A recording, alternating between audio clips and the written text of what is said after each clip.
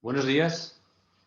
Muchas gracias por asistir a este webinar en el que vamos a presentar el documento de trabajo número 26 del Instituto Español de Analistas Financieros y de la Fundación de Estudios Financieros, titulado Necesidad del ahorro previsión tras una década de reformas en el sistema público de pensión. También quiero agradecer a las personas que nos acompañan y que van a intervenir en el debate. Doña Pilar González de Frutos, presidenta de UNESPA y directora del panel de seguimiento del sector asegurador. Ángel Martínez Aldama, presidente de Inverco. Gregorio Gil de Rozas, Head of Retirement Spain en Willis Towers Watson. Y Luis Miguel Ábalos, director del área de seguros personales de UNESPA. El Instituto de Analistas Financieros y la Fundación de Estudios Financieros continúa con su propósito de analizar y dar a conocer las claves del sector asegurador en España. Para ello, pusimos en marcha en 2015 una iniciativa que consiste en la creación y mantenimiento de un panel de seguimiento del sector asegurador en el que se vienen realizando una serie de foros de debate con expertos que dan lugar a la publicación de documentos de trabajo FEF sobre temas de actualidad y de interés para la industria del seguro.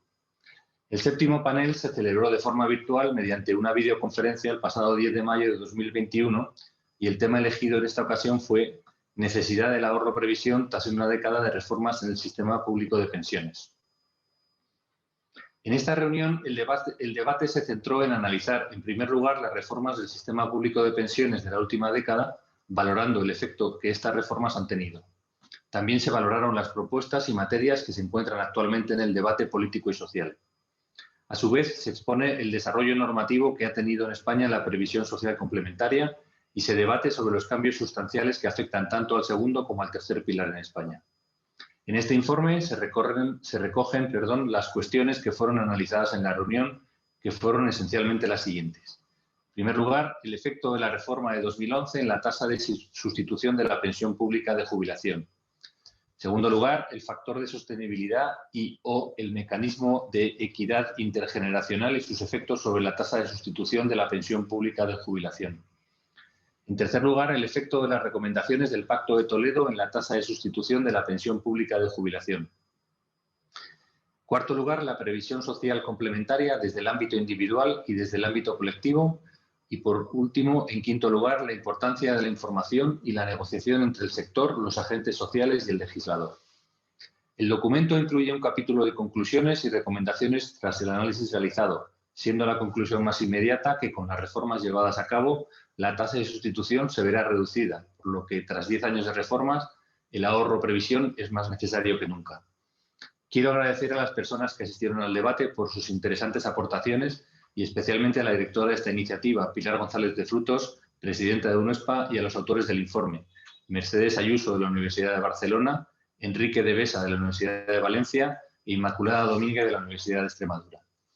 El Instituto de Analistas Financieros y la Fundación de Estudios Financieros esperan que este estudio suponga una aportación al debate actual sobre qué hacer para mejorar el sistema de pensiones actual. Tan solo quiero añadir que el estudio está disponible en nuestra página web www.ieaf.es. Cedo, por tanto, la palabra a Enrique de Besa para que, junto con Inmaculada Domínguez, hagan una breve presentación del estudio que sirva de introducción al debate que vamos a tener a continuación. Muchas gracias por su atención.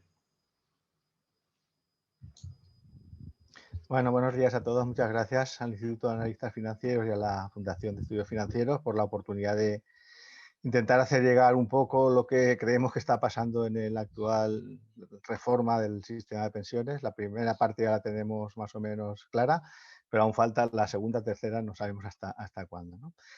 Voy a centrarme sobre todo en la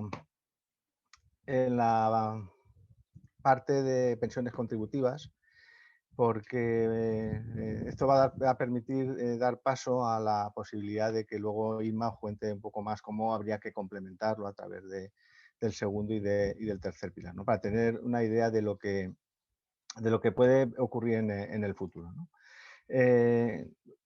Brevemente, aunque sea, recordar un poco que la reforma de 2011 dio lugar a cambios importantes en el sistema de pensiones, modificó prácticamente todos los parámetros más importantes del sistema, y cuando acabe el periodo transitorio, porque es una ley de un periodo transitorio larguísimo, hasta 2027, tocaron varios puntos de los que he entresacado, bueno, pues tal vez los consideramos más importantes. Uno es el que ha dado más que hablar, que es el de la edad legal de jubilación, que cuando acabe el periodo transitorio pasará de 65 a 67 años, aunque en realidad es un intervalo, no son esos dos valores fijos, sino que eso puede estar situado entre un punto y otro en función del número de años cotizados. Seguiría siendo 65 años para los que acumularan 38 años y medio cotizados en el momento de la jubilación. También incrementó el número de años a tener en cuenta para el cómputo de la base reguladora de la pensión de jubilación, que también cuando acabe el periodo transitorio, aunque esto será en este caso el año próximo, 2022, habremos pasado de considerar los últimos 15 años a los últimos 25 años. Esto suponía una disminución aproximadamente de la pensión de un 5 o un 6%, si se hubiera mantenido el resto de medidas, ¿no? Y también se ha tenido un aumento del número de años cotizados para tener derecho a un 100% de la pensión, que pasará de 35 a 37 también cuando acabe el periodo transitorio. Y aunque a algunos parece que se les ha olvidado, también en la reforma de 2011 ya se perfiló cuál iba a ser el famoso factor de sostenibilidad, que es prácticamente lo que más se está hablando ahora, más de otros elementos que a lo mejor pueden ser más importantes. La reforma de 2013, 2 años después solo, la dirección en la que avanzó fue totalmente distinta. En lugar de una reforma paramétrica de los parámetros más importantes del sistema, se centró en diseñar dos mecanismos de ajuste automático. El índice de revalorización de las pensiones, que sustituyó al IPC cuando se podía, en los años que se aplicó, que tampoco fueron todos, y que parece que se va a derogar en 2022. Eso es lo que figura en el borrador del anteproyecto de la ley, y que se va a sustituir por el IPC. ¿Vale? El objetivo del IRP era frenar el crecimiento del gasto, pero solo si no existían suficientes ingresos. Y el otro mecanismo, el factor de sostenibilidad, como he dicho, se planteó en la reforma de 2011, se reguló en la de 2013, para ser aplicado en 2019, se pospuso su entrada en vigor hasta 2023 y al final parece que no va a ver la luz con ese nombre, ¿no? Por lo menos. Lo que trata es de corregir la cuantía de la pensión inicial ante variaciones de la esperanza de vida.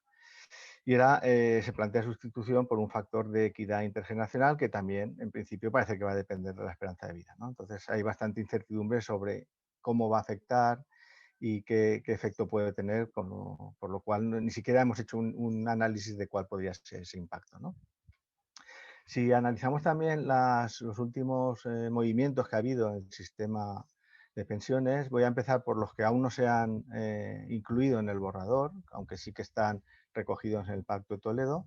Uno era un nuevo aumento del periodo de cómputo de la base reguladora, de 25 a 35 años se habló, pero después se matizó y se dijo que aunque se utilizaran 35 años, solo se iban a elegir los 25 mejores. Esto es un cambio totalmente significativo. Considerar 35 últimos significaría una bajada de un 8% aproximadamente de la pensión inicial.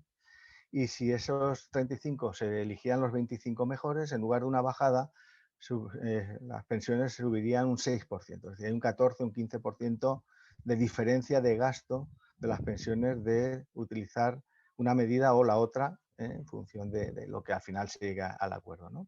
También se ha hablado del desktop en las bases de cotización. Incluso se ha llegado a hablar de un periodo de 30 años de transitorio para ir acomodándolo poco a poco. Si ya el de la reforma de 2011 nos parecía un periodo transitorio muy largo, pues no hace falta hacer ningún comentario adicional. Y también, aunque luego se ha retirado, es verdad, pero sí que circuló una propuesta de modificación del régimen de autónomos que, bueno, sí que hicimos una valoración porque creíamos que suponía una especie de ruptura respecto al sistema anterior. Nos parecía bien que se tuvieran en cuenta los rendimientos fiscales de los autónomos, pero ya nos parecía también que se trabajara con cuotas y no con tipos de cotización, ¿vale? Al trabajar con cuotas, lo que ocurre es que da lugar a tipos de cotización muy diferentes, que pueden ir desde un 35% aproximadamente hasta un 16%, concluyendo con un 25%. Esto no tendría mucha importancia si el sistema para el cálculo de la pensión utilizará las cotizaciones, pero como el sistema actual utiliza las bases de cotización, esto puede dar lugar a inequidad, ¿no? Hay personas que van a pagar mucho más de lo que le correspondería y bueno, ya si lo comparamos con el régimen general, aún la diferencia sería mayor. De todas maneras, está aparcado porque aún no se ha hecho público más que un borrador y en esta primera fase de reforma no está incluido, ¿no? También, si ya nos centramos en lo que aparece en el borrador del anteproyecto de ley, una de las medidas más importantes a efectos del gasto, el aumento del gasto, pues va a ser la revalorización de las pensiones con el IPC. ¿Vale? Esto supone que se derogará el IRP, que era uno de los dos mecanismos de ajuste automático que se incluyeron en la reforma de 2003. Claro, esto lo que va a ocurrir es que, bueno, pues parece que las expectativas es que el IPC va a aumentar más de lo que ha sido la media hasta ahora de los últimos años, y esto pues va a dar lugar a un crecimiento bastante importante del gasto en pensiones. También se han modificado los coeficientes por anticipar la edad de jubilación, la fórmula de cálculo de la pensión de jubilación anticipada voluntaria, pero no la involuntaria, con lo cual tenemos otra nueva asimetría en un sistema y en otro. Y hay unos coeficientes bastante llamativos. Por ejemplo, pues se ha penalizado mucho el que una persona se jubile 24 meses antes, porque el coeficiente reductor que van a aplicar va a ser un 21% en lugar del 16% que hay actualmente, o en lugar del 12 o el 13% que sería lo que actualmente, como se recoge en esta línea gris, sería lo que tendría que aplicarse en realidad, ¿no? En general, ha habido una rebaja de los coeficientes respecto a la línea azul, que son los que se están aplicando actualmente, pero hay unos picos que, tanto al principio de los periodos en los que uno se puede jubilar, como en los últimos meses antes de la jubilación, con esta línea amarilla, nos está dando una visión de que hay también ciertos comportamientos extraños, ¿no? Está obligando a que una persona pueda, retrasando 3 meses o 4 meses la pensión, pueda pasar de un coeficiente reductor del 21 a un coeficiente reductor del 11 o el 12%. ¿Vale? Una bajada muy importante que no tiene una lógica, por lo menos desde el punto de vista actuarial, ¿no? O financiero. También otras novedades importantes son los coeficientes por retraso a la edad de jubilación, que esto ha habido un aumento en general porque fluctuaban entre el 2 y el 4% según el número de años cotizados. Se ha pasado al 4% para todos los casos y eso supone en principio un beneficio. Lo que ocurre es que actualmente el valor que habría que ajustar para que esto fuera más justo se estaría alrededor del 7% anual en lugar de un 4% anual. Como he dicho, se ha cambiado la fórmula de cálculo de la jubilación anticipada voluntaria, pero no de la involuntaria, y esto hace que a los que cotizan por bases altas pues tengan una penalización mayor, ¿no? Otra penalización, porque eso va a dar lugar a que se aplica los coeficientes reductores después de calcular la pensión y no sobre la base reguladora como se hacía hasta ahora. La sustitución del factor de sostenibilidad por un factor de equidad actuarial, que he comentado también antes, que está por definir y que, bueno, pues lo más lógico es que suponga una bajada de la pensión inicial. Sería muy raro que aplicando un factor de equidad actuarial pues mejorara aún más la pensión de los que se van a jubilar en los años futuros. Y también otra de las propuestas es que se retrase la edad efectiva de jubilación, pero parece que no la edad ordinaria. Estos cálculos es que el retraso de la edad efectiva de jubilación da lugar a un ahorro muy pequeño, contra lo que está diciendo el Ministerio. Y en caso de que además las personas que se pueden jubilar anticipadamente utilizaran un criterio racional, por ejemplo, el de mejorar su valor actuarial de la pensión, entonces probablemente lo que ocurriría es que tendríamos un mayor gasto, con lo cual nosotros creemos que esta medida va a ser muy poco efectiva o incluso va a hacer mayor el gasto que van a tener que soportar la seguridad social. Bueno, otras cosas que no se incluyen y que creemos que debería hacerse es que debería ampliarse la información y más, como hemos visto, en un sistema donde existen coeficientes reductores que dependen de los años cotizados, de los meses de anticipo, de si la jubilación es voluntaria o no. Hace falta casi un simulador solo para obtener cuál es la edad a la que uno debería jubilarse para no perder por lo menos demasiado en el caso de que optara por una jubilación anticipada, ¿vale? Entonces creemos que ampliar la información, dotar de mayores posibilidades de que una persona pueda hacer los cálculos para poder saber si le interesa esperarse un mes, 2 meses o 4 meses a lo mejor para jubilarse, creemos que es importante. También medidas encaminadas en realidad a la sostenibilidad financiera y actuarial, que es la gran olvidada de todo el sistema de pensiones de la seguridad social. El sistema tiene un déficit actuarial porque es demasiado generoso respecto a lo que aporta cada uno, ¿vale? Y eso se puede comprobar bastante fácilmente, y hasta que no ese déficit actuarial no se solucione, la sostenibilidad financiera va a estar relacionada con él y también será difícil de que lleguemos a una solución.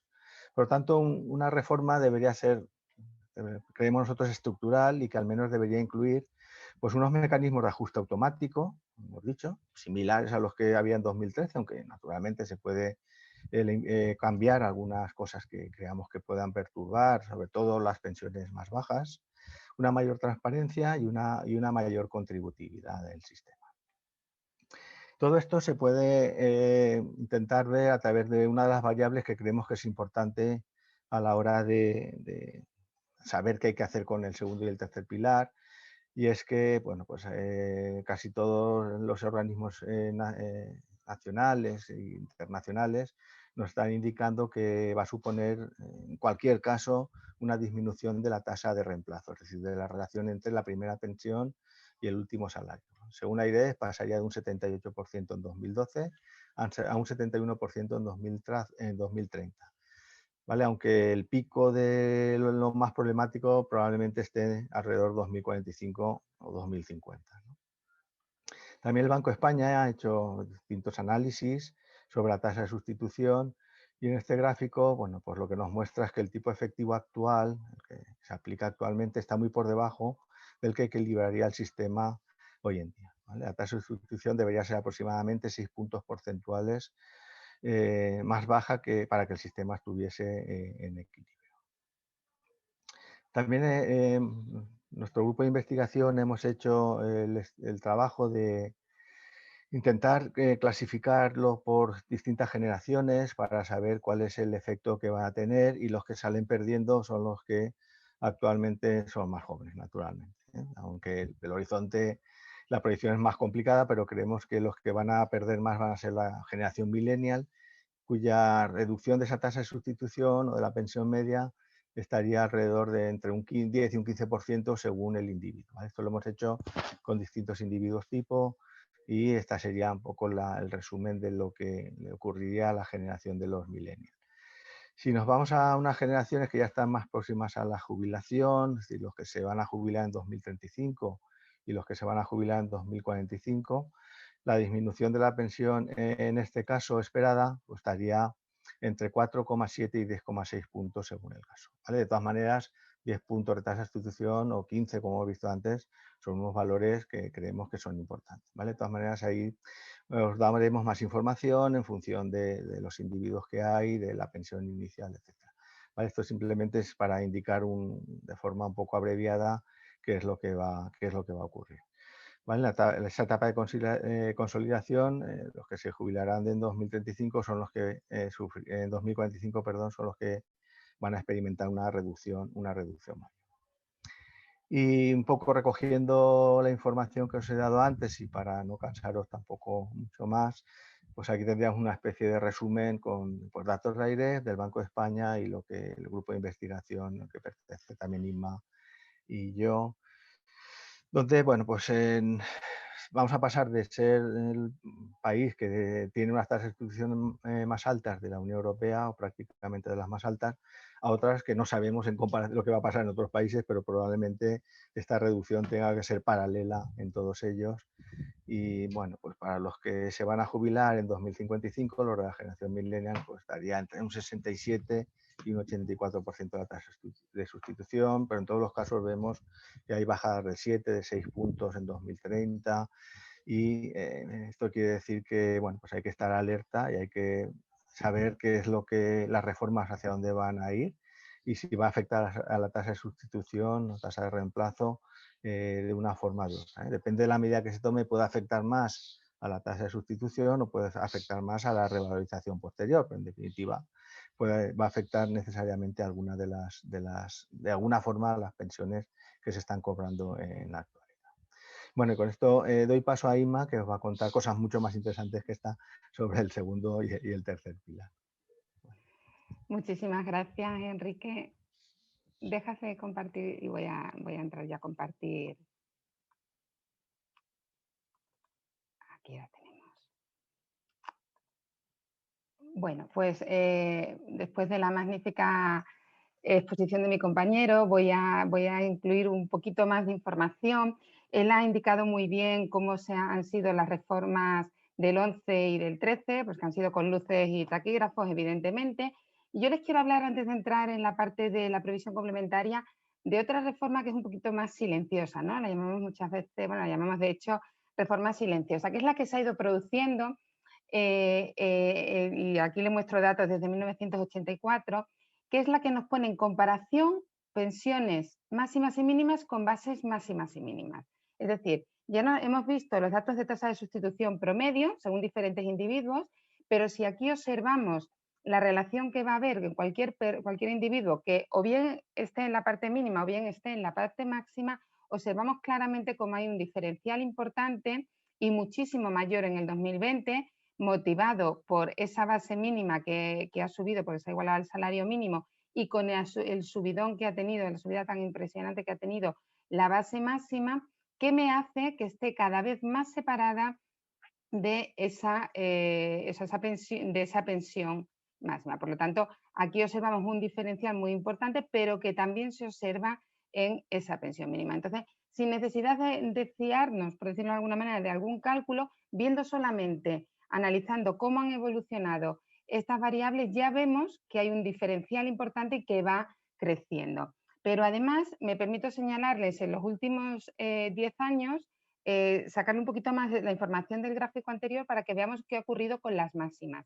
Les pongo las máximas porque los datos de la agencia tributaria indican que en el 2019 hay un 22% de población de contribuyentes que tienen rendimientos del trabajo por encima de la base máxima de la seguridad social. Por lo tanto, ya estamos hablando de un colectivo muy, muy importante. ¿Con qué se va a encontrar este colectivo si se jubilara ahora mismo? Pues que tiene aquí en el rojo tiene la base máxima y aquí tenemos la pensión máxima. Esto es muy importante de valorar, tanto por las personas a las que afecta como también porque una de las reformas pendientes, porque esto no se acaba aquí, ¿no? Vamos a tener un 2021 y 2022 con muchos cambios. Una de las reformas que se comenta para incrementar los ingresos es subir esa base máxima. Pero claro, esa base máxima tiene que subirse también en alguna medida la pensión máxima, porque si no, fijaros, o fíjense todavía el diferencial que sigue sumando. O sea, partimos 2010 de este diferencial y nos vamos aquí en el 2021 y suma y sigue. Por lo tanto, esta reforma que quizás es un poquito más silenciosa, pues vemos que afecta mucho y puede seguir afectando mucho y por lo tanto hay que tenerla también muy en consideración.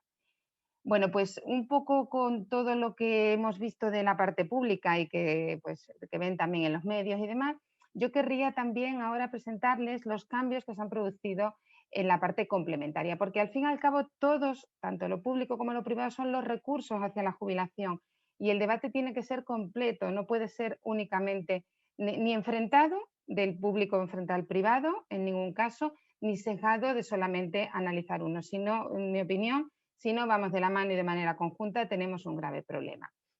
Bueno, pues ¿qué pasó en el 2020? Pues como saben han pasado muchas cosas, ¿no? Pero en el ámbito de la previsión, a finales y en los presupuestos, y esto lo repetiré varias veces porque regular en presupuestos pues tiene también sus características especiales, ¿no? Que sin duda quien ha debatido o ha presentado enmiendas las conoce.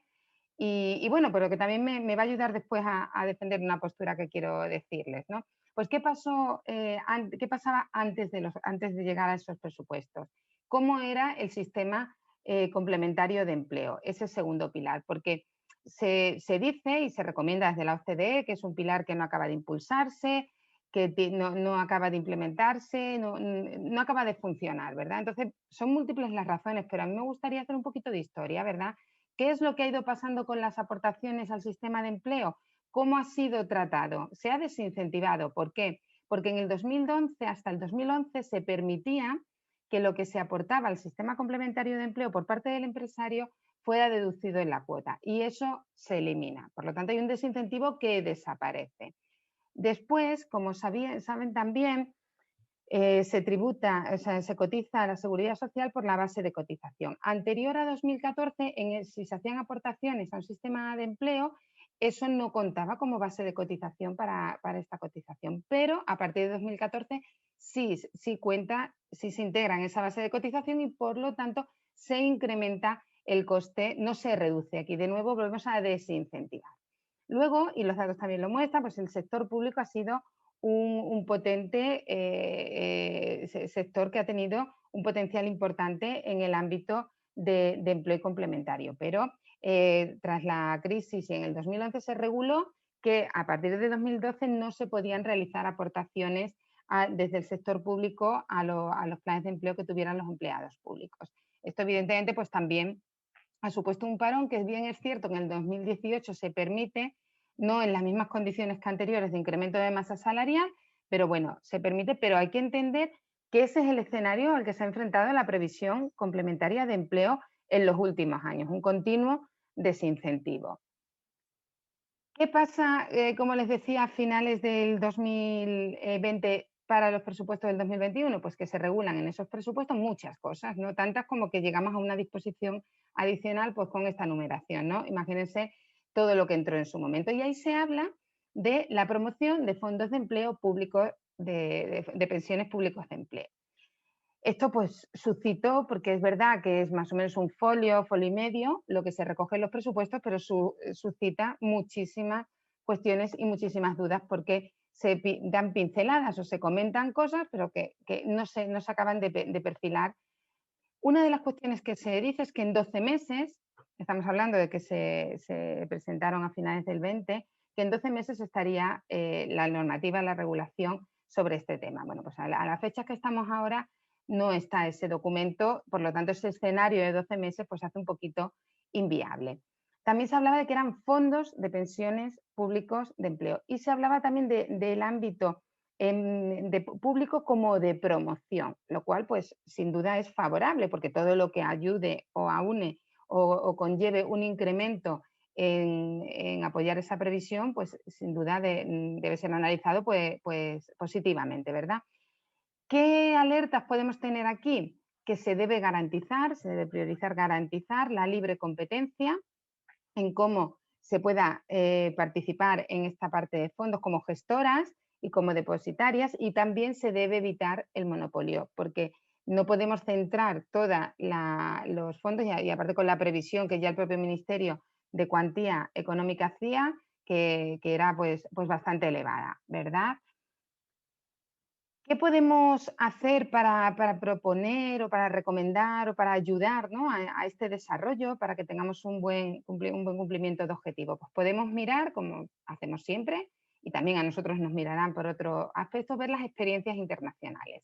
Aquí les mostramos datos de dos, una es de Reino Unido, donde el sistema se basa, el sistema complementario se basa en lo que es la adscripción por defecto. Esto está muy fundamentado en la economía conductual, que seguro que también pues, la han oído en bastantes ocasiones, que su argumentación se basa en que es mucho más sencillo que las personas ante cualquier decisión se adscriban a esa decisión si por defecto se encuentran adscritas a ellas aunque tengan libertad para salirse. Aquí el ejemplo que ponemos para entenderlo muy sencillito siempre es el de la donación, ¿no? Si un país por defecto todos sus habitantes son donantes, pues tendrá un número de donaciones superior a otro que tengas que decirlo, porque claro, todos podemos pensar que es muy positivo, pero el llegar a ejecutarlo y a llevar toda la decisión, si estás adscrito por defecto ya solo tienes que salirte. Y esto de este sistema que es general, surge el NES, que es específico para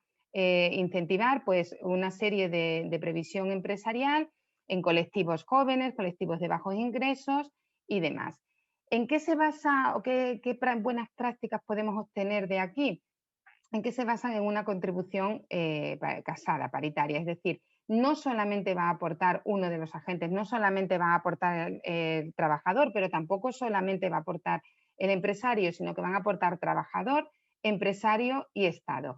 Esto hace que sea más sencillo poder llegar a tener una aportación sustancial, ¿no? Si se hace por las tres partes. No se carga todo el peso sobre ninguna de ellas y todos aportan de manera conjunta. Y otra buena práctica que podemos observar de este modelo es que ha sido un modelo consensuado. Consideramos, siempre lo decimos, que es fundamental. De hecho, si miramos en las reformas que ha presentado mi compañero, la del 11 y la del 13, una se hizo con consenso y otra sin él y pues ha sido mucho más difícil mantenerla y de hecho al final pues ha muerto en el intento, ¿verdad? Entonces, el modelo consensuado es fundamental por gobiernos, sindicatos, empresarios, industria, aseguradora y de pensiones. Tenemos que estar, por supuesto, todos a una y en lo que nos quieran a los investigadores, pues también estaremos ahí, por supuesto. Otro modelo que también se estudia y se analiza y que tiene buenas prácticas para aprender sería el de Estados Unidos, también con un sistema de adscripción por defecto, los sistemas 401K. Aquí replicamos esta misma idea de contribución por todas las partes, no solamente sobre una de las partes, y es también muy destacable que haya unos importantes incentivos fiscales.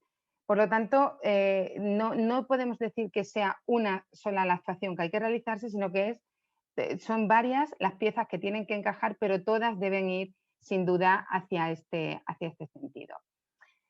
Aparte de la previsión complementaria colectiva, pues también les quiero hablar un poquito de la individual, ¿verdad? Y de nuevo, pues volvemos a fijarnos en el 2020 y nos volvemos a fijar en los presupuestos del 21. Aquí les traigo un cuadro que resume cuál ha sido, desde el 91 hasta la ley del 14, cuál ha sido el tratamiento fiscal que ha tenido las aportaciones que se han hecho a la previsión social, sin diferenciar nunca, hasta ahora, sin diferenciar nunca el que esa aportación fuera individual o colectiva. Y siempre trabajábamos con dos conceptos. Estábamos siempre teniendo en consideración, por una parte, los rendimientos y por otra parte una cuantía fija. Y también me gustaría que observaran aquí un poquito el cronograma que tenemos de fechas, ¿verdad? Pues tenemos 91, 98, 2000, 2002, 2006, 2014, es decir, se ha cambiado. Muchas veces yo he criticado que se haya hecho tantas modificaciones, pero les quiero decir que es factible modificar y que se ha hecho, o sea, no pasa nada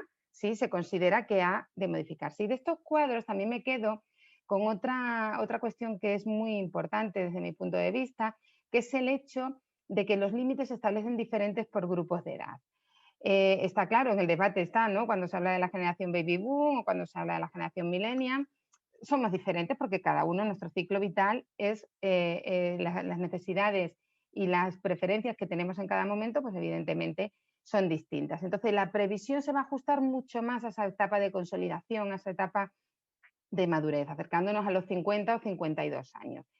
Y nuestra regulación fiscal sí recogía en leyes anteriores los incrementos, las posibilidades de incrementar cuando se superaran ciertos años. Esto se perdió en otro momento, pero es cierto que ha estado, no estamos inventando nada nuevo, eso se ha producido. Y como les digo, pues sucesivos cambios a lo largo de la regulación fiscal. ¿Qué nos pasa con los presupuestos en 2021? Pues que para mí, desde luego, muy sorprendentemente, porque yo sigo estando sorprendida casi después de un año, se prohíbe aportar más de 2.000 euros al ámbito individual. Se cambia por completo ese límite anterior que llegaba a los 8.000 euros o al 20%, porque era fiscal y de aportación. Si la aportación superaba la deducción fiscal, se permitía seguir deduciendo hasta 5 años después. Pues eso cambia radicalmente y se prohíbe aportar más de 2.000 euros. Claro, las preguntas que a mí me surgen en este momento es, ¿cómo voy a poder conseguir esos modelos que estoy diciendo que he analizado como buenas prácticas de Matching Contribution si tengo una limitación para aportar? ¿Realmente se está estimulando el ahorro previsión? El ahorro, que son dos pilares, que es el público y que es el privado. ¿De verdad vamos a olvidarnos de esa teoría del ciclo vital? ¿De verdad no podemos entender que superadas ciertas edades la previsión pasa a ser uno de los objetivos del ahorro y que por lo tanto hay que ayudar e incentivar? Y luego, volviendo a ese enfoque europeo en el que todos estamos, como saben, el Producto Paneuropeo de Pensiones Individuales va a entrar a aplicarse en pleno vigor en el 2022. ¿De verdad lo vamos a limitar de esta manera? realmente son cuestiones que yo sigo preguntándome y me sigo sorprendiendo, la verdad, ¿no? Ante la respuesta de ese límite de los 2.000 euros en esa parte individual. Y además, con lo que les he comentado, y ya aquí no hablo de individual o colectivo, hablo de todo, ¿verdad? Hablábamos de que hay un corte, una limitación importante en lo que se va a aportar. Por otra parte, hay una voluntad de que en 12 meses esté algo regulado que no va a llegar a regularse, por lo menos con consenso, si se tiene que debatir con las fechas que estamos. Y hay unos colectivos, pero ojo, que son 6 de cada 10 trabajadores, que son autónomos, que son trabajadores temporales, trabajadores a tiempos parciales y trabajadores de pymes. Hay un colectivo social muy importante que se va a encontrar o se está encontrando este año con una dificultad para poder hacer su ahorro previsional, porque no va a tener ese producto de fondo de pensión público disponible, no tiene acceso a uno de empleo porque no en su colectivo o por sus circunstancias no está, y tiene muy limitado esa aportación al plan individual. Por lo tanto, al igual que le decía con las bases máximas, estamos aquí ya hablando de personas, estamos hablando de un 22% lo de que superan en la base máxima los rendimientos del trabajo de esa base máxima, un 22%, y estamos hablando de 6 de cada 10 trabajadores. Por lo tanto, estamos hablando de muchas personas. Y ya para terminar, pues comentarle un poquito las recomendaciones, porque creo que lo más interesante estará ahora en el debate, las recomendaciones que en nuestro estudio hemos planteado. Las pongo juntas, aunque tengamos unas para el ámbito colectivo y otro para el individual, porque de verdad que es lo mismo, o sea, es previsión y al igual que es el público, ¿no? Todo va a llevar y todo tiene que tener el objetivo de que la jubilación se tengan unos ingresos suficientes. Pues desde nuestro punto de vista se han de recuperar los incentivos al empresario que realiza aportaciones, de otra manera va a ser muy difícil. Tiene que ser un diseño consensuado y un periodo de implementación realista. No puede ser, o sea, cuando hablamos yo los alumnos siempre que hablamos de pensiones, siempre tenemos que hablar medio a largo plazo. No podemos hablar, por una parte, como estaba comentando mi compañero, de unos periodos transitorios hacia el infinito de 30 años y unas rapideces en esto. No se entiende, ¿verdad? Y se debe promocionar y plantear que las aportaciones sean conjuntas, ¿verdad? Del empresario y del trabajador. Clarísimamente, nuestra recomendación se ha de incrementar el límite de aportación de los 2.000 euros. Se han modificado las normas cuando se ha querido, se ha usado los presupuestos para hacerlo de igual manera. Se puede hacer ahora, una manera ágil y que sabemos que funciona. Y, por supuesto, si no se entiende en todo, pues por lo menos a partir de 50 años. Se han de impulsar los sistemas colectivos, sin duda, pero sin menoscabo de los individuales. No hay práctica en ningún país de los analizados que haga uno frente al otro, no puede ser. Y por último, porque aquí no lo hemos tratado y claro, muchas veces como el debate es de tantas cosas, se nos van dejando cosas atrás, ¿verdad? Pero es también importante no solo el aportar, sino a la hora de percibir la prestación. Y es también sería muy recomendable que esa prestación debería integrarse en la base imponible del ahorro, no del trabajo, ¿verdad? Como se hace para homogeneizar. Y bueno, pues ya por último, con esta idea que quiero que se queden de la importancia de los 3 pilares, les dejo una foto preciosa de mi tierra, que saben que soy de Extremadura, del puente romano de Alcántara, por el que curiosamente, sí, porque comunica España con Portugal, siguen pasando hasta camiones de transporte y sigue aguantando. Yo me quedo con esta foto que es preciosa y con la importancia de no pensar solo en un pilar y de que todos son fundamentales. Ese puente no aguantaría desde los romanos como está aguantando y seguimos paseando y transitando por él si no tuviera los pilares fundamentales. Y les invito a que cuando quieran vengan a verlo en persona. Pues muchísimas gracias por su atención y doy paso ahora, creo que la parte más interesante de la presentación, que es el debate. Agradecer mucho a la Fundación el que siempre nos dé la oportunidad al mundo universitario de poder presentar nuestros trabajos y nuestros estudios. A ustedes por su atención y doy paso a doña Pilar González de Frutos, presidenta de UNESPA. Muchísimas gracias. Buenos días, un millón de gracias, Inmaculada, y desde luego muchas gracias a los dos, a Inmaculada y a Enrique de Besa, por la brillante presentación que han realizado, no solo del trabajo que efectivamente está recogiendo los resultados del debate que mantuvimos en el pasado mes de mayo, sino sobre todo por habernos dejado esos mensajes tan claros en relación con qué es lo que en este momento, desde el punto de vista de su experiencia, de su expertise, que es muchísimo, merecería la pena en relación con nuestro sistema de pensiones. Yo me atrevería a hacer un resumen de cómo vamos a tener que abordar o cómo deberíamos abordar en este momento una reforma integral de nuestro sistema que incluya, por tanto, a las pensiones del sistema de reparto, las pensiones del sistema de seguridad social, junto con los sistemas complementarios, sean de carácter individual, sean de carácter colectivo, y todos ellos formando el sistema al que dirigir las propuestas de reforma. Una reforma que debería partir de un elevado nivel de información por parte de los ciudadanos, lo cual le permitiría cualquiera de las propuestas gozar de una mayor legitimidad y de esa manera probablemente hacer más cercanas la legitimidad y la sostenibilidad social con la sostenibilidad financiera del sistema.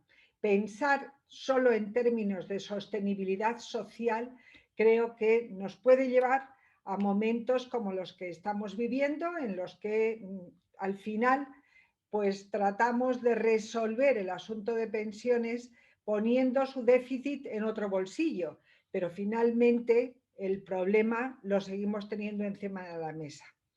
Enrique señalaba la necesidad de establecer elementos de ajuste automático. Creo que este es un elemento que consta en las reformas de los sistemas de pensiones de nuestro entorno, en el análisis que de los mismos se ha hecho, así se ponen de manifiesto, y finalmente que goce de un elevado consenso, para lo cual el nivel de participación de las partes interesadas es esencial. Las propuestas concretas que Inma ha desgranado en relación con el sistema de pensiones complementario de carácter colectivo y de carácter individual, estoy convencida que serán las partes en las que los miembros del panel de esta mesa de debate que me corresponde moderar van a tener mayor interés en la medida en que corresponde a la gestión ordinaria que de estas pensiones complementarias realizamos. Yo les voy a pedir a los tres participantes en el panel, que si me permiten volveré a presentar, ya lo hizo Jorge Izaguirre al inicio de esta sesión, pero yo cuento con Ángel Martínez Aldama, que es el presidente de Inverco. Tengo a Gregorio Gil, que es el Head of Retirement Spain de la consultora Willis Tower Watson, y a Luis Miguel Ábalos, que es el director de Vida y Pensiones de UNESPA. Les voy a pedir a los tres una cierta concreción en sus intervenciones en la medida en que tenemos un espacio de tiempo limitado, ya tenemos algo menos de 30 minutos, y les pediré también que en las sucesivas intervenciones, si es posible, se complete la información del ponente anterior sin que repitamos las mismas cuestiones a efectos de enriquecer más el debate y hacerle más posible. Para todas aquellas personas que nos estén siguiendo y que deseen participar, les pediré por favor que utilicen el chat de Zoom para plantearnos ahí aquellas preguntas que deseen que atendamos. Yo las leeré en nombre de la persona que intervenga y se la dirigiré también a quien efectivamente me hayan sugerido. Así es que con las mismas le voy a pedir a Ángel Martínez Aldama, que es el primero de los ponentes en mi mesa redonda, que valore la situación del momento en el que nos encontramos, cómo estás viendo, Ángel, la negociación entre agentes sociales, gobierno, partidos políticos, la mesa del Pacto de Toledo, en relación con la reforma de las pensiones que en este momento se está abordando, si consideras que efectivamente ahí va a tener un cierto protagonismo, por fin, la previsión social complementaria, y desde Inverco, cuáles son las medidas que vosotros estimáis que serían mínimas para poder garantizar un desarrollo más armónico de los 3 pilares de la previsión en nuestro país. Gracias, Ángel. Muy bien, muchas gracias, Pilar. Muchas preguntas para tan poco tiempo y, en primer lugar, por supuesto, agradecer a la Fundación de Estudios Financieros y al Instituto Español de Analistas Financieros por la amable invitación para participar en esta mesa redonda y también, como no, felicitar a Enrique y a Inmaculada por el documento y el informe que han hecho, como siempre, muy documentado y muy preciso y con mucho rigor, sobre todo teniendo en cuenta que vienen del mundo universitario y lo importante que es que desde el mundo universitario se hagan propuestas en el mundo económico. Como decía Inmaculada, pues ha habido un continuo desincentivo y por lo tanto, pues por la parte de los planes de pensiones, esos 118.000 millones acumulados, más en el resto de instrumentos de previsión social, pues yo me atrevería a calificarlo como un éxito. Hemos tenido desde el año 2009 una regresividad en la normativa tanto financiera y fiscal en estos instrumentos de ahorro. Por lo tanto, insisto en que ha sido un éxito teniendo en cuenta este paulatino desincentivo. Voy a hacer 2 reflexiones y termino con 3 ideas rápidas. 2 reflexiones. La regulación sobre pensiones complementarias avanza de una manera muy desigual, de forma muy lenta en la aprobación de medidas que verdaderamente impulsen este sector de previsión social y de forma muy rápida para normas que tienen efecto negativo. Empezando por la primera, las de incentivo, pero que lamentablemente se maduran de una manera muy lenta, pues tenemos ese proyecto o ese anteproyecto o ese futuro anteproyecto de ley de fondos de pensiones, de empleo, de promoción pública, que debería haberse acelerado su tramitación. Es verdad que hay un plazo de 12 meses, pero lo cierto es que teniendo en cuenta, como ya se ha comentado, que aún no hay ni siquiera un documento en audiencia pública, el 2021, pues lamentablemente tiene la impresión de ser un año perdido y veremos si verdaderamente en el 2022, con todas sus normas de desarrollo, puede estar implementado. Desde nuestro punto de vista, desde Inverco, pensamos que este proyecto de ley o esta ley, cuando se apruebe, pues debería contener al menos 3 cuestiones. 1, un importante impulso fiscal para las empresas que constituyan o hayan constituido instrumentos de previsión social. Por una manera, esos 580 millones que el Ministerio de Hacienda ya públicamente ha mencionado que se va a ahorrar, si bien es cierto que teniendo en cuenta, al menos en la parte de planes de pensiones, los más de 5.500 millones de euros aportados en 2020, eso corresponde, según los cálculos de Hacienda, a unos 2.200 millones de beneficios y de incentivos en tema fiscal que deberían incorporarse. En segundo lugar, un libre acceso, ya se ha comentado, de cualquier entidad habilitada, no ya solo para evitar el monopolio, como decía Inmaculada, sino desde luego también para evitar situaciones de oligopolios de facto. Cualquier entidad habilitada puede y debe estar autorizada para poder ofertar sus fondos. Y en tercer lugar, la Comisión de Gestión pues debe tener en cuenta cuál es el entorno internacional. Tenemos 2 ejemplos claros donde, siendo sistemas obligatorios, Holanda, por ejemplo, la Comisión Media de Gestión está en el 0,48 y en el Reino Unido el límite en el 0,75. Perdón, sí, 0,75 sobre gestión y también con una parte sobre la aportación. Por lo tanto, estas deberían ser las referencias que se tengan en cuenta para un sistema no ya obligatorio, sino voluntario, como es el que se va a establecer en España y donde claramente el objetivo del gobierno es ir hacia pymes y entidades pequeñas, por lo tanto. Y como decía también, pues por el contrario, pues se han aprobado formas o medidas de manera rápida, express, con un efecto muy, muy negativo, en el que no voy a incidir porque ya se ha comentado, con esa reducción drástica del 75% en el límite de aportación del tercer pilar. ambos pilares tienen que estar en competencia y deben existir. La segunda reflexión es que esta apuesta del Gobierno, que sin duda apoyamos, pero que debe acelerarse e incentivarse sustancialmente, no debe hacerse a costa de este tercer pilar. Y termino con 3 ideas. Una, teniendo en cuenta este calendario lento de aprobación, seríamos partidarios o sugerimos al Gobierno que se apruebe vía Real Decreto Ley un régimen transitorio que mantenga el régimen fiscal que ha habido hasta el año 2020, en tanto en cuanto se aprueba este proyecto de ley y entra en vigor para el año que viene. El objetivo, como es claro, es no perder un año para que cualquier persona, ya sea autónomo, trabajador temporal o simplemente trabajador por cuenta ajena, que no tiene la suerte de tener un sistema de empleo en su empresa, pues pueda seguir manteniendo en tanto en cuanto esas aportaciones, en tanto en cuanto no se aprueba este proyecto de ley.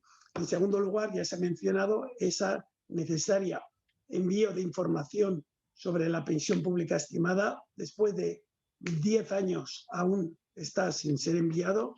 Y en tercer lugar, pues el comité de expertos sobre fiscalidad que tiene que remitir su informe al Gobierno. Esperamos y deseamos que en el ámbito del ahorro, y especialmente en el ámbito del ahorro dirigido a la jubilación, pues tenga en cuenta y sugiera al Gobierno verdaderas medidas de estímulo. Como he dicho varias veces, los países que impulsan o plantan ahorro doméstico, y perdonar que hable en términos agrícolas, pues cosechan a medio y largo plazo recaudación fiscal, independencia económica y un menor diferencial en la colocación de su deuda. Con esto espero no haber consumido demasiado tiempo y quedo con todos ustedes por si ha lugar a la intervención en el turno de preguntas. Gracias.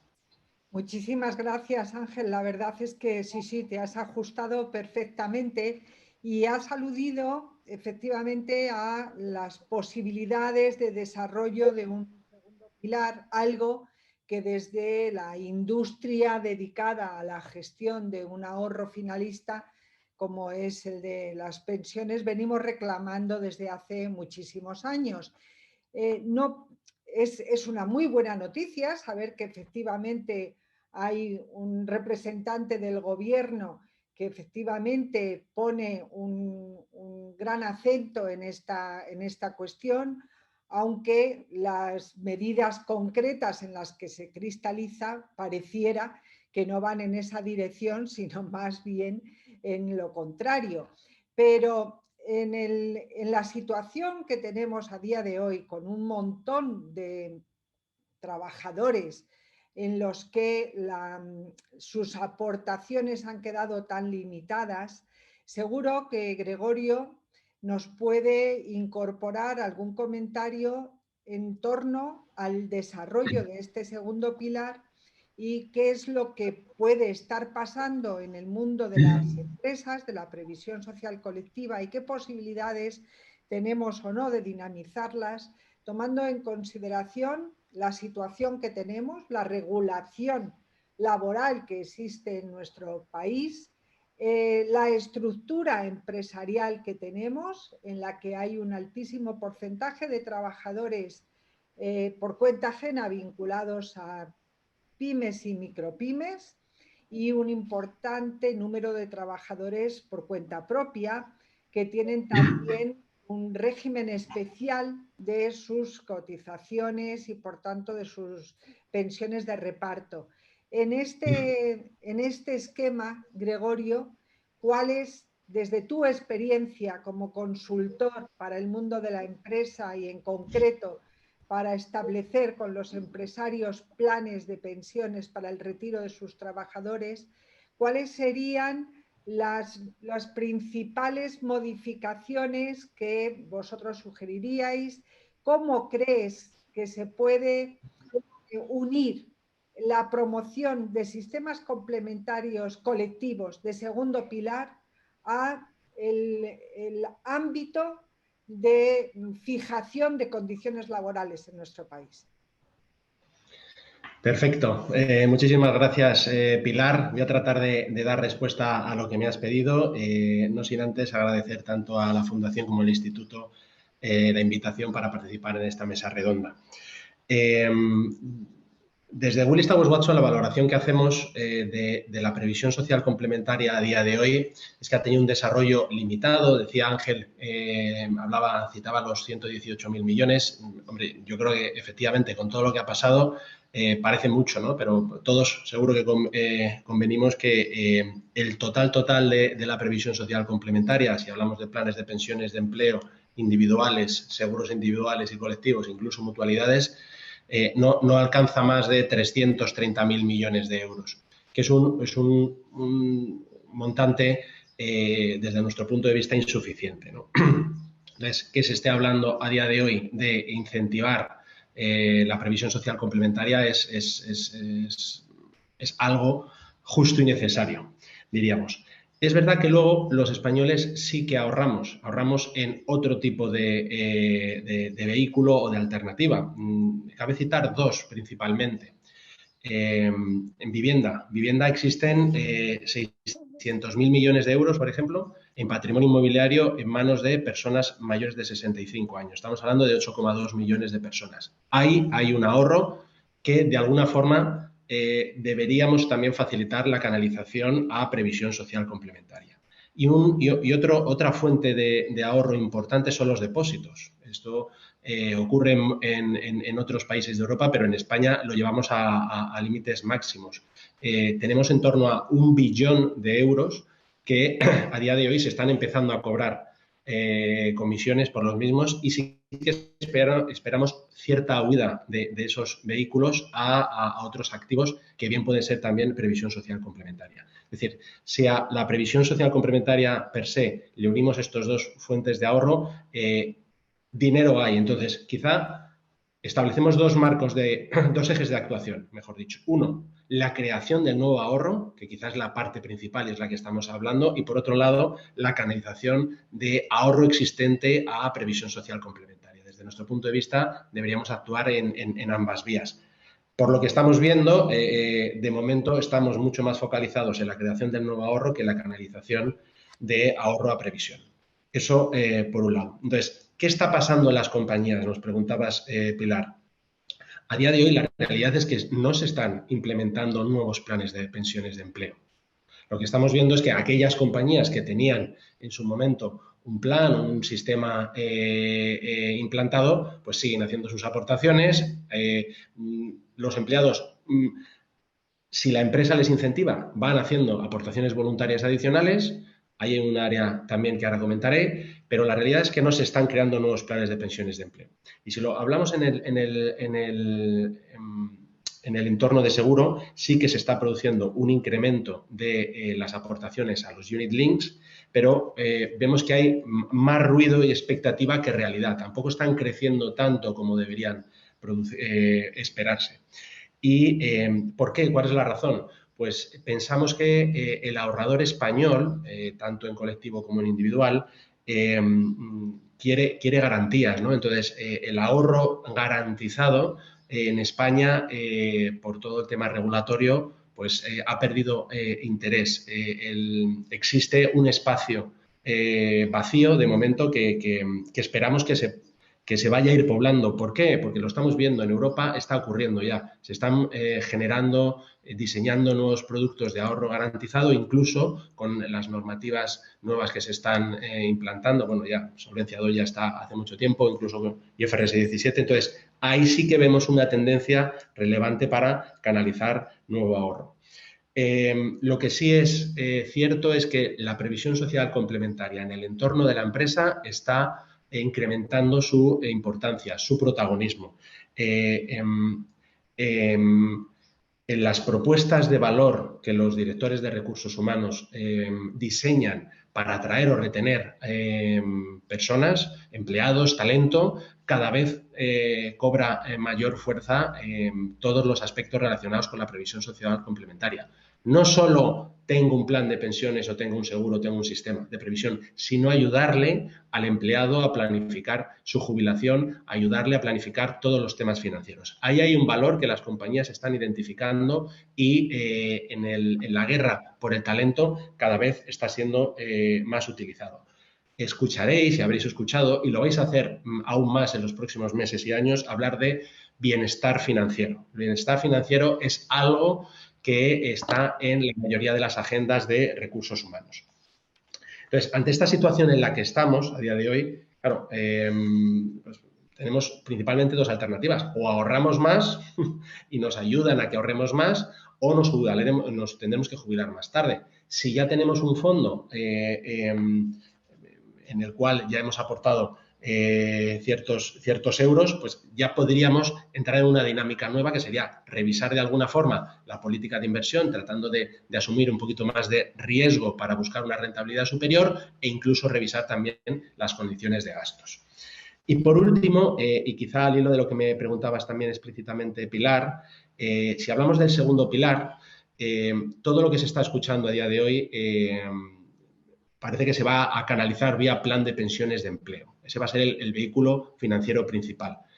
Cabe mencionar que en estos vehículos existe una comisión de control en la cual los representantes de los empleados tienen presencia. Yo creo que el hecho de que los sindicatos jueguen un papel muy relevante en la negociación es lo que está trasladando pues, el mayor foco a los planes de pensiones de empleo, no tanto a los seguros. Entonces, desde nuestro punto de vista, habría que cerrar sin ninguna duda, y ya lo ha mencionado también Inmaculada, un esquema de ahorro contributivo. Aquí tiene que aportar empresa, empleados e incluso el Estado. Ya veremos si con una aportación económica o con deducciones fiscales. Pensamos que tiene que ser creciente, es decir, no podemos aspirar a, de saque, ya tener un sistema de aportaciones como en el Reino Unido. Tendremos que empezar pues, por 0,5%, por unos porcientos para llegar al nivel adecuado. Y lo que sí es importante es que estructuremos ya el esquema para los próximos 10-20 años. ¿Vale? Ya tenemos que dejar ahí una base ya creada. Con costes bajos y competitivos, que mencionaba ya Ángel, un 0,5, un 0,6% como referencia, podría ser interesante incluso para la industria. Aquí tiene que ganar todo el mundo, el empleado, el ciudadano, con su ahorro y su aportación y su fondo acumulado para jubilar, para poder jubilarse mejor, pero también la industria. Entonces, un 0,5, 0,6, desde nuestro punto de vista, podría ser suficiente. Eso va a generar un volumen mayor. Entonces, en la medida en la cual se vaya generando ese mayor volumen, se podrá ir negociando. Habría que empezar por aquellos sectores menos afectados por el COVID, sin ninguna duda. Entonces, no podemos empezar por la hostelería, por el turismo. Deberíamos empezar por aquellos que han sufrido menos. Y, desde luego, por las grandes empresas, luego las medianas y luego las pymes. Cabe recordar también que, por ejemplo, el 40% de las empresas del IBEX 35 no tienen un plan de pensiones de empleo. Entonces, quizá ahí es donde se podría ir empezando también en las grandes empresas. Y por último, la última reflexión, sí que pensamos que se tiene que democratizar los planes de pensiones de empleo, sobre todo para las pymes, y pensando sobre todo en las 3,1 millones de empresas que existen, que emplean a menos de 49 personas, ¿vale? Menos de 49 empleados, que emplean en total en torno a 5,6 millones de ciudadanos o de empleados. Ahí es donde verdaderamente vamos a tener que desplegar lo mejor de esta nueva reforma y la cual efectivamente pensamos que tiene todo el sentido lo que está proponiendo el ministro de abordarlo desde un punto de vista integral, con el foco también en la creación de ese nuevo ahorro que hablaba yo al principio sobre los dos ejes de actuación. Muchas gracias, Gregorio, por tus aportaciones y has dejado muy claro cuáles son los retos a enfrentar tanto en el segundo pilar como en el tercero, con una referencia explícita a los seguros como un instrumento canalizador de ahorro y de ahorro finalista alternativo a o mejor complementario a los propios fondos de pensiones. Comparten la misma finalidad y con carácter general también la misma fiscalidad. Luis Miguel Ábalos, el responsable del Departamento de Vida y Pensiones de UNESPA, me gustaría, Luis Miguel, si es posible, que nos completaras un poco tu visión en relación con cómo se puede efectivamente facilitar el desarrollo de los sistemas de segundo pilar, de estos sistemas complementarios de colectivos, en los que Inmaculada Domínguez en su presentación ha puesto un par de ejemplos. No sé cuál es tu visión en relación con este aspecto y si efectivamente ¿te parece que la vinculación a la negociación colectiva en los términos en los que en este momento está desarrollada sería suficiente o necesitaríamos alguna precisión complementaria? Y también me gustaría que dentro del tercer pilar nos contaras cómo ves la incorporación de los planes paneuropeos de pensiones, los productos paneuropeos de pensiones que vendrán a compartir el espacio que hoy tienen los productos de tercer pilar. Cuando quieras, Luis Miguel. Muchas gracias a la organización. Por no consumir tiempo y por no ser redundante en otras propuestas que desde luego asumo perfectamente de los ponentes que nos han precedido, creemos que hay que reflexionar, ¿no? Llevamos prácticamente toda una vida laboral con un esquema normativo que es el esquema de la Ley de Planes y Fondos de Pensiones del año 87, ¿no?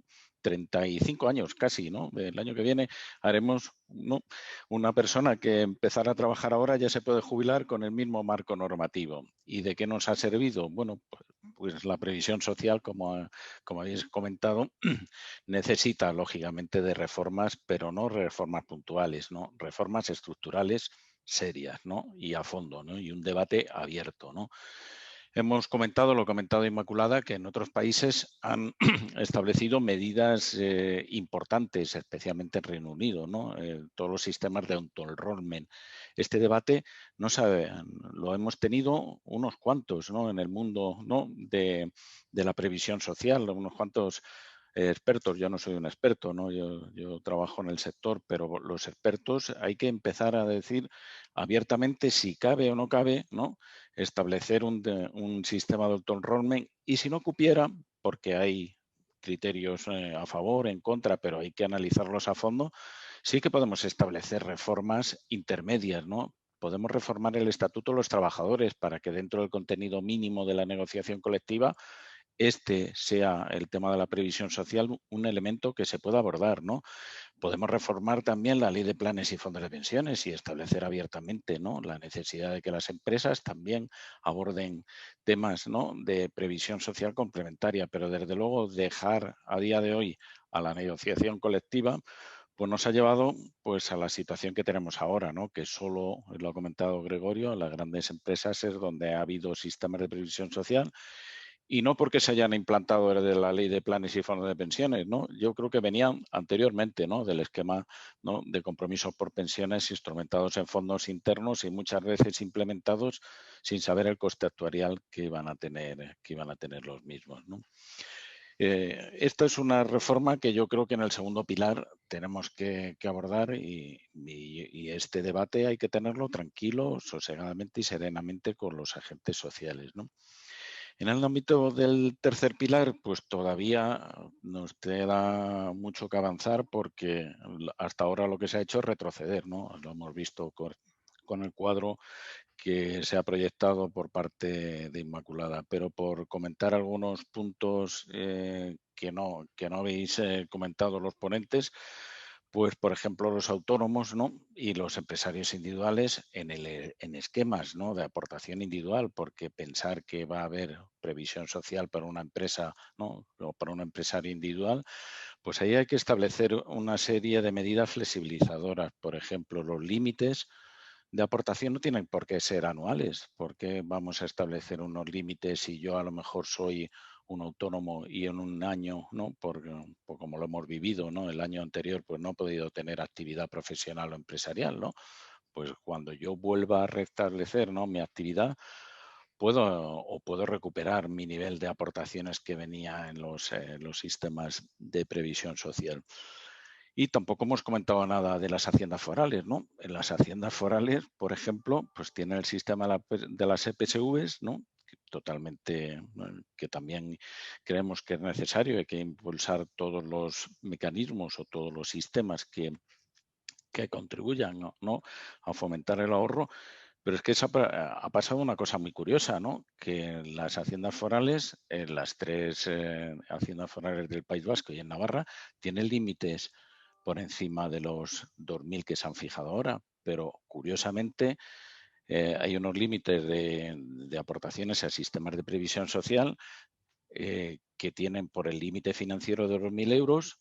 Ellos tienen el límite fiscal en 5.000, pero por el límite financiero de 2.000, pues nos está limitando las aportaciones, ¿no? Ahí a los ciudadanos de esas haciendas forales a 2.000 euros, cuando si eligen el instrumento de PSV, pues tienen 5.000, ¿no? Y ese límite financiero que hay ahí, indirectamente ha pasado desapercibido, pues afecta, ¿no? Al igual que en Navarra, ¿no? En Navarra han bajado pues el límite a 2.000 euros, pero tienen un límite para las personas mayores de 50 años de 5.000 euros, pero que tampoco se puede aprovechar por el límite financiero que afecta a planes de pensiones y a PPA de 2.000, ¿no? Y un poco, bueno, por comentar lo que decía Pilar, ¿no? En cuanto a los esquemas de tercer pilar, ¿no? Pues la introducción, ¿no? del Pan-European Pension Product, ¿no? En España, pues lo que se va a producir si no se cambia este esquema fiscal es que va a haber un nuevo operador en España, pues con un resultado pues bastante pobre, imaginamos, ¿no? Porque en definitiva no creemos que va a compartir, ¿no? el límite de fiscalidad con otros instrumentos de ahorro individual, ¿no? de previsión social, y seguramente lo que se produzca es un efecto que en Europa va a tener un desarrollo pues, bastante más significativo, y en España pues vamos a estar condenados a un desarrollo pues totalmente incipiente, ¿no? Y entonces pues vamos a tener una situación en la que durante bastantes años, ojalá me equivoque, no se va a desarrollar la previsión social en el ámbito del segundo pilar, y en cambio la previsión social que existía pues va a ir disminuyéndose en el ámbito del tercer pilar, ¿no? La situación pues no es muy optimista, ¿no? por parte nuestra, si no hay un cambio de tendencia. Pues Luis Miguel, 1.000.000 de gracias. La verdad es que el tiempo es inexorable. Estamos ya superando el tiempo que se nos había adjudicado y no me queda de verdad más que daros las gracias a los tres.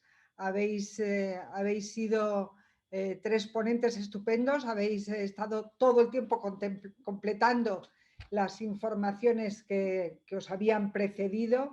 Así es que de verdad 1.000.000 de gracias. Y 1.000.000 de gracias también al Instituto de Estudios Financieros y a la Fundación de Estudios Financieros, que nos permite cada cierto tiempo tener una visión bastante poliédrica de los temas que están afectando al sector asegurador.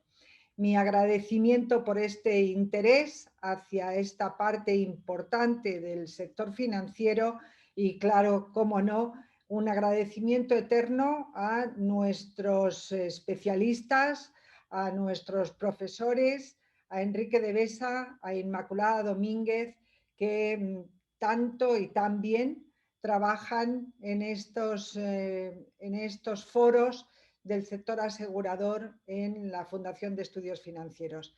Nada más, muchísimas gracias por su atención y muy buenos días.